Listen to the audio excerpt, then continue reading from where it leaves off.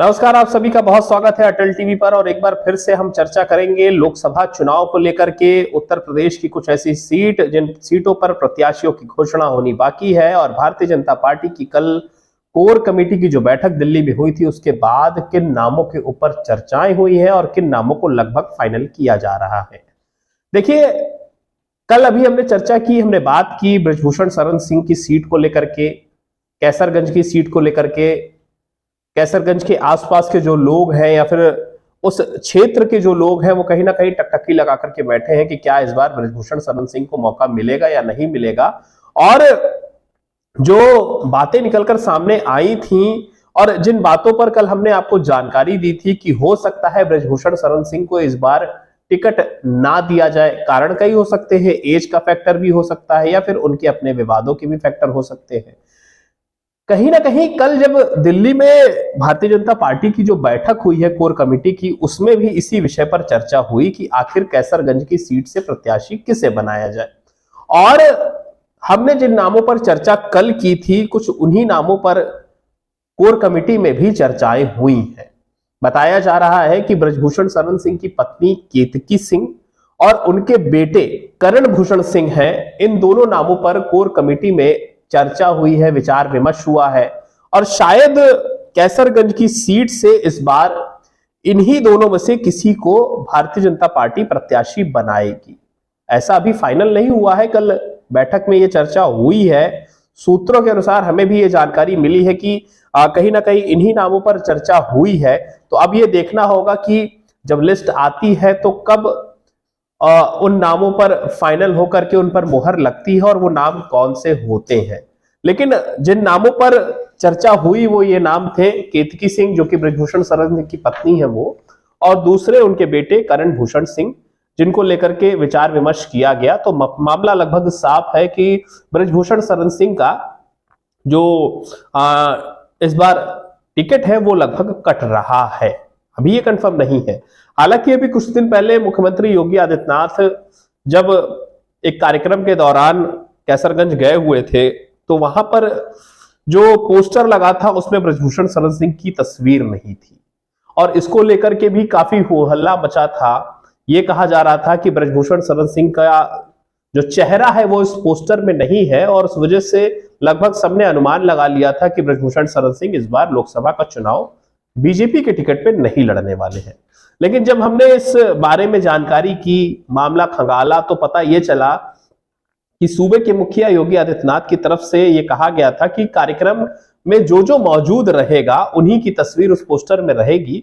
और बृजभूषण शरण सिंह उस दिन वहां पर नहीं थे, कुछ ही एक मामले को लेकर के उनकी एक दूसरी जगह पर मौजूदगी होनी थी और वो वहां पर गए हुए थे, और इसी वजह से उनका जो चेहरा था उस वक्त वो पोस्टर में नहीं था। तो पोस्टर को टिकट से नहीं जोड़ा जाए। लेकिन हाँ, ये जरूर है कि बृजभूषण शरण सिंह के अलावा जिन दो नामों पर चर्चा हुई है, एक केतकी सिंह जो कि बृजभूषण शरण सिंह की पत्नी है, और दूसरे करण भूषण सिंह जो कि उनके बेटे हैं। ये कैसरगंज की सीट थी। दूसरी सीट जिस पर चर्चा और विचार विमर्श हुआ वो थी मेरठ की सीट। और मेरठ की सीट पर एक बहुत ही हाईलाइटेड नाम अब हाईलाइट हो रहा है। वो नाम आप सब के जहन में बसा है, लेकिन राम के नाम से। जी हां, हम बात कर रहे हैं अभिनेता अरुण गोविल की, जो रामायण में राम का किरदार निभाते थे और लोग उनको देखते ही कहते थे कि राम भगवान सामने आ गए हैं। फिलहाल अरुण गोविल के नाम पर भी विचार विमर्श किया गया है कि मेरठ से उनको प्रत्याशी बनाया जा सकता है। इस बार लोकसभा चुनाव में भारतीय जनता पार्टी उनके नाम पर विचार विमर्श कर सकती है। और इसके अलावा कैंट के जो विधायक है, मेरठ कैंट के जो विधायक हैं अमित अग्रवाल के नाम पर भी चर्चा हुई है। तो मतलब मेरठ की सीट पर दो नामों को लेकर के चर्चाएं हुई हैं। एक अरुण गोविल जो कि अभिनेता है, राम का किरदार निभाते थे, और दूसरे मौजूदा कैंट के विधायक आपके अमित अग्रवाल, उनके नाम पर भी चर्चा हुई है। गाजियाबाद की सीट को लेकर के भी चर्चा हुई है। जनरल वीके सिंह वहां के मौजूदा सांसद हैं, तो उनको लेकर के चर्चा हुई, उनके नाम को लेकर के चर्चा हुई। और इसके अलावा अनिल अग्रवाल या अनिल जैन के नाम पर भी चर्चा हुई है। ये दोनों नाम पर भी चर्चा की गई है। तो मतलब कुल मिलाकर के गाजियाबाद की जो सीट है उस पर 3 नामों को लेकर के चर्चा हुई है और इन्हीं तीनों में से किसी एक को प्रत्याशी बनाया जा सकता है आने वाले दिनों में। और बताया जा रहा है कि शायद अप्रैल के पहले हफ्ते में 1 या 2 तारीख में लिस्ट जो है वो सबके सामने पेश की जाएगी। अब यहां पर एक और अहम सीट है जो कि प्रयागराज की सीट है। प्रयागराज की सीट अहम इसलिए है क्योंकि काफी बड़े नाम इस सीट को लेकर के रस्साकशी करे हुए थे, कोशिशें कर रहे थे, भागा दौड़ी मची हुई थी कि किसी भी तरह से इस बार प्रत्याशी वहां से उनको या उनके किसी साथी को, घर परिवार के किसी सदस्य को बनाया जाए। और प्रयागराज की सीट पर भी कहीं ना कहीं कल कोर कमेटी की बैठक के दौरान चर्चा हुई है और उसमें अगर बताया जाए तो पूर्व नौकरशाह संजय मिश्रा के नाम को लेकर के चर्चा हुई है। पूर्व नौकरशाह है वो, अपनी सेवा के दौरान उन्होंने काफी अच्छे से काम किया और अब ये मामला सामने आ रहा है, एक खबर सामने आ रही है कि संजय मिश्रा के नाम को लेकर के भी प्रयागराज की सीट पर चर्चा हुई है कि उन्हें बीजेपी लोकसभा का प्रत्याशी इस बार बना सकती है। इसके अलावा एक दूसरा नाम है अभिलाषा गुप्ता का। अभिलाषा गुप्ता पूर्व मेयर है प्रयागराज की और मौजूदा समय में उत्तर प्रदेश सरकार में मंत्री हैं नंदगोपाल नंदी, उनकी पत्नी भी है। नंदगोपाल नंदी काफी कश्मकश कर रहे थे, काफी उन्होंने मेहनत करी इस सीट पर अभिलाषा गुप्ता के लिए और चर्चा भी हुई है। तो ये देखना होगा कि क्या अभिलाषा गुप्ता को प्रत्याशी बनाया जाता है या नहीं बनाया जाता है। लेकिन अहम चीज इसमें यह भी है कि अगर अभिलाषा गुप्ता को प्रत्याशी बनाएगी बीजेपी तो एक जो उनके ऊपर अभी तक स्टैंप नहीं लगा है परिवारवाद का, वो स्टैंप लग सकता है। तो यहां पर ये नाम था अभिलाषा गुप्ता का और अब देखना यह है कि कल चर्चा होने के बाद उस नाम पर क्या फाइनल होता है, लिस्ट आने पर पता चलेगा। गाजीपुर की सीट पर भी चर्चा हुई है। गाजीपुर पर जो सीट है वो मनोज सिन्हा के जो बेटे हैं उनके नाम पर चर्चा हुई है। इसके अलावा रायबरेली की सीट, क्योंकि सोनिया गांधी ने इस बार लोकसभा का चुनाव लड़ने से मना कर दिया और मनोज पांडे जो कि समाजवादी पार्टी के मुख्य सचेतक थे, उन्होंने अभी बीते दिनों क्रॉस वोटिंग करके मुख्य सचेतक के पद से भी इस्तीफा दे दिया था और भारतीय जनता पार्टी से उनकी जो करीबियां हैं वो काफी बढ़ चुकी थी। ऐसे में लोग यही कह रहे थे कि रायबरेली से मनोज पांडे चुनाव लड़ सकते हैं और मनोज पांडे के नाम को लेकर के भी चर्चा हुई है। और इसके अलावा उत्तर प्रदेश सरकार में ही मंत्री हैं दिनेश सिंह, ये भी काफी कोशिश कर रहे थे और इनके नाम को लेकर के भी चर्चा हुई है। इन दोनों नामों पर चर्चा हुई है। लेकिन इसी बीच आज सुबह से एक खबर बड़ी सामने आई है। खबर ये सामने आई है कि नुपुर शर्मा बीजेपी की पूर्व नेत्री थी और एक डिबेट के दौरान उन्होंने कुछ ऐसी टिप्पणियां की थी जिसके बाद काफी सरगर्मियां, राजनीति गर्म हो गई थी और उन्हें भारतीय जनता पार्टी ने निष्कासित कर दिया था। लेकिन अब सुनने में यह आ रहा है, क्योंकि आज सुबह से ये जो माहौल है ये गर्म है कि नुपुर शर्मा को एक बार फिर से भारतीय जनता पार्टी में शामिल करके रायबरेली से प्रत्याशी बनाया जा सकता है। रायबरेली कांग्रेस का गढ़ रहा है, सोनिया गांधी पिछली बार वहां से जीती थी, लेकिन इस बार ये सुनने में आ रहा है कि मनोज पांडे, दिनेश सिंह के साथ साथ नुपुर शर्मा के नाम पर भी चर्चा हुई है और नुपुर शर्मा को हो सकता है कि इस बार प्रत्याशी भारतीय जनता पार्टी की तरफ से बनाया जा सके। देवरिया की सीट पर भी चर्चा हुई, वहां पर रमापति राम त्रिपाठी को दोबारा मौका दिया जाएगा और लगभग वो फाइनल भी हो चुका है। बलिया की सीट पर अगर बात करी जाए तो नीरज शेखर, आनंद स्वरूप शुक्ला, इन दो नामों पर चर्चा हुई है। कानपुर से सत्यदेव पचौरी की बेटी नीतू सिंह के नाम पर चर्चा हुई है। नीतू सिंह, सत्यदेव पचौरी आपको पता है उत्तर प्रदेश सरकार में मंत्री भी रहे हैं, उत्तर प्रदेश सरकार में उन्होंने सेवाएं भी दी हैं, लोकप्रिय नेता है और अब उनकी बेटी नीतू सिंह के नाम पर चर्चा हुई है। कानपुर की दूसरी सीट पर अगर बात करी जाए तो सतीश महाना को लेकर के भी चर्चाएं चल रही है। सतीश महाना इस वक्त उत्तर प्रदेश विधानसभा के अध्यक्ष हैं और सतीश महाना कानपुर से जुड़े हुए हैं। करीब 8 बार वो विधायक रहे हैं, मंत्री रहे हैं। 18वीं जो विधानसभा उत्तर प्रदेश की है उसमें वो निर्वाचित हुए अध्यक्ष के तौर पर निर्विरोध।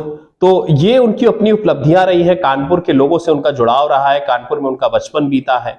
तो सर जो सतीश महाना है उनके नाम को लेकर के भी चर्चा हो रही है, और कहीं ना कहीं जो एज फैक्टर है, सीनियरिटी के लिहाज से अगर देखा जाए तो सीनियर भी हैं वो काफी, तो हो सकता है कि सतीश महाना को इस बार वहां से बीजेपी प्रत्याशी घोषित करे। मैनपुरी की सीट भी काफी अहम है, और मैनपुरी की सीट पर जयवीर सिंह का नाम चर्चा में है। जयवीर सिंह अभी कुछ दिनों पहले मैनपुरी गए भी थे, और वहां पर उनसे जब पूछा गया कि इस बार यहां से कौन जीतेगा, तो हड़बड़ाहट में उन्होंने बोल दिया था कि समाजवादी पार्टी जीतेगी, लेकिन तुरंत उन्होंने अपने बयान को सुधारा, और सुधारने के बाद उन्होंने कहा पूरी तरह से भारतीय जनता पार्टी जीतेगी, पूरा दमखम उन्होंने दिखाया है। तो हो सकता है कि जयवीर सिंह के नाम पर फाइनल मोहर लगाई जाए भारतीय जनता पार्टी की तरफ से। सहारनपुर का नाम भी है, सहारनपुर में सुरेश राणा पूर्व विधायक, भारतीय जनता पार्टी के, उत्तर प्रदेश सरकार में मंत्री भी थे, पिछली सरकार में योगी आदित्यनाथ जी जब उत्तर प्रदेश के मुख्यमंत्री थे उस दौरान। और इसके अलावा राघव लखनपाल के नाम पर चर्चा हुई है, तो इन दो नामों पर चर्चा हुई है सहारनपुर में। और इसके अलावा बाराबंकी की सीट जो है आपकी, क्योंकि बाराबंकी की सीट अहम इसलिए है क्योंकि जब 195 प्रत्याशियों के नाम की घोषणा हुई थी, तो उसमें उपेंद्र रावत का नाम घोषित किया गया था बाराबंकी से। बाराबंकी से मौजूदा सांसद उपेंद्र रावत का नाम जब घोषित हुआ दूसरी बार, तभी उनका एक वीडियो वायरल हो गया। हालांकि उस वीडियो पर उनकी सफाई आई कि ये वीडियो एआई टेक्नोलॉजी से बनाया गया है, मेरा वीडियो नहीं है, मुझे बदनाम करने की कोशिश की गई है। और उन्होंने फिर ये कहा कि जब तक मैं इसमें निर्दोष सिद्ध नहीं होता हूं तब तक मैं चुनाव नहीं लड़ूंगा। तो अब ये खबर सामने आ रही कि बीजेपी बाराबंकी से भी किसी नए प्रत्याशी को घोषित कर सकती है, और कहीं ना कहीं ये वीडियो का ही मामला था, और इस वीडियो की वजह से उपेंद्र रावत का नाम जो है वो लगभग अब कटना सिद्ध हो चुका है। इसके अलावा भारतीय जनता पार्टी के जो अपने सहयोगी दल हैं जो एनडीए में आते हैं, उसमें अपना दल अनुप्रिया पटेल की, उनको भी 2 सीटें देने की बात कही जा रही है। उनकी पुरानी सीट जो मिर्जापुर की है और रॉबर्ट्सगंज की जो सीट है वो देने की बात हो रही है। कुछ मौजूदा सांसदों के टिकट काटने पर भी सहमति बनी है, ये एक बड़ी खबर है, और इस पर हम पहले से भी चर्चा करते आए हैं कि कुछ सीटें जो हैं, कुछ नाम जो हैं, उनको काटा जाएगा। उन नामों के काटने का सिलसिला शुरुआत हो चुका था पहली लिस्ट से ही, और अब भी काटा जा रहा है। और एक नाम पर जो लंबे समय से चर्चा चल रही है, कैसरगंज वाली सीट, शायद वो भी नाम उसमें शामिल है। इसके अलावा बैठक में यह भी चर्चा हुई है कि क्या कुछ नए चेहरों को मौका दिया जाए, और उस पर भी लगभग फाइनल हुआ है। मेनका गांधी, वरुण गांधी को लेकर के भी चर्चा हुई है कि क्या इनको इस बार चुनाव लड़ाया जाए या ना लड़ाया जाए। वरुण गांधी हमेशा अपनी सरकार से नाराज रहते दिखे हैं, तो क्या वरुण गांधी को इस बार फिर से मौका मिलेगा या नहीं मिलेगा, ये भी देखना अहम होगा। मेनका गांधी को क्या सुल्तानपुर से उतारा जाएगा, नहीं उतारा जाएगा? सुल्तानपुर से उतारने की हालांकि चर्चाएं हुई हैं। पीलीभीत से जितिन प्रसाद या केंद्रीय मंत्री बीएल वर्मा। जितिन प्रसाद मौजूदा सरकार में मंत्री हैं, उत्तर प्रदेश सरकार में पीडब्ल्यूडी मंत्री, पीडब्ल्यूडी विभाग है, कांग्रेस के पुराने नेता रहे, कांग्रेस के समय पर वो सांसद रहे हैं, केंद्र सरकार में मंत्री भी रहे हैं। तो उस दौरान भी उन्होंने काफी जिम्मेदारियां निभाई थी, लेकिन इसके अलावा अगर बोला जाए तो उसके बाद उन्होंने भारतीय जनता पार्टी का दामन थामा, और मौजूदा सरकार में वो मंत्री भी हैं। इसके अलावा कई और प्रमुख नामों पर चर्चा विचार विमर्श हुआ है, किन नामों पर मुहर लगेगी नहीं लगेगी। लेकिन हाँ, अहम बात यह है कि कैसरगंज की सीट को लेकर के, जिस पर हम कल भी चर्चा कर रहे थे और उसके पहले भी हमने चर्चा की है, कि कैसरगंज की सीट से किसी नए नाम को इस बार मौका दिया जाएगा, और लगभग ये बात फाइनल हो रही है कि इस बार बृजभूषण शरण सिंह का नाम काटा जा सकता है। फिलहाल आज के इस अंक में इतना ही। लोकसभा चुनाव से जुड़ी हुई ताजा तरीन खबरों को जानने के लिए या कुछ अंदर की खबरों को जानने के लिए देखते रहिए अटल टीवी। हम आपको इसी तरह से जानकारियां देते रहेंगे। नमस्कार।